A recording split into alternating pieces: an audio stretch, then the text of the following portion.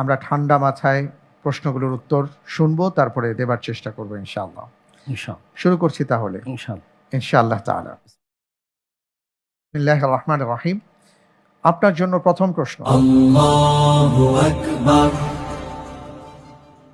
সূরা মুহাম্মদে বর্ণিত রবের প্রেরিত সুস্পষ্ট প্রমাণের উপর প্রতিষ্ঠিত এই আয়াতাংশে ইঙ্গিতকৃত ব্যক্তি কে?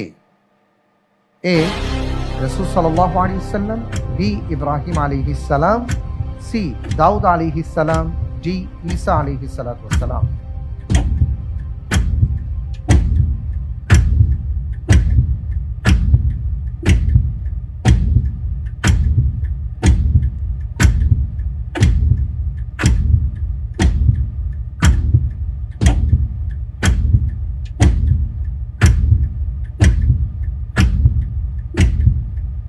আলহামদুলিল্লাহ, আল্লাহ তাআলার উপর ভরসা করে আমি এই প্রশ্নের উত্তরে বেছে নিচ্ছি অপশন এ, রাসূলুল্লাহ সাল্লাল্লাহু আলাইহি ওয়াসাল্লাম। ফ্রিজ করে দিব ইনশাআল্লাহ। ফ্রিজ করা হোক অপশন এ, রাসূলুল্লাহ সাল্লাল্লাহু আলাইহি ওয়াসাল্লাম।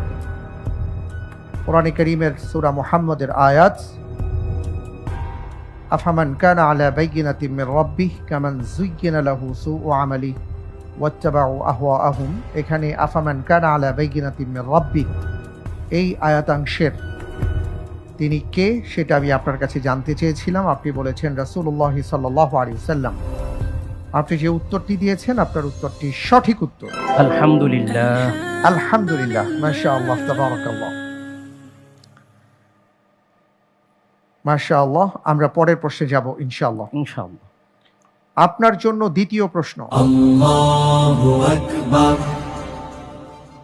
আখরোট, বেগুন, বেদানা, কিসমিস, মাংস, তরমুজ, গোলাপ ইত্যাদির উপকার বা ফজিলত বিষয়ক বর্ণিত হাদিসগুলো কেমন?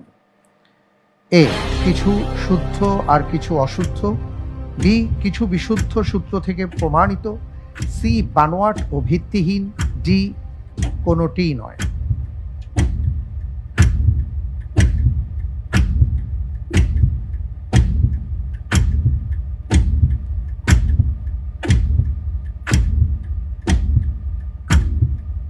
আলহামদুলিল্লাহ, মহান আল্লাহ তাআলার উপর ভরসা করে আমি এই প্রশ্নের উত্তরে বেছে নিচ্ছি অপশন সি, বানোয়াট ও ভিত্তিহীন। ফ্রিজ করে দিব ইনশাআল্লাহ। লক করা হোক অপশন সি, বানোয়াট ও ভিত্তিহীন।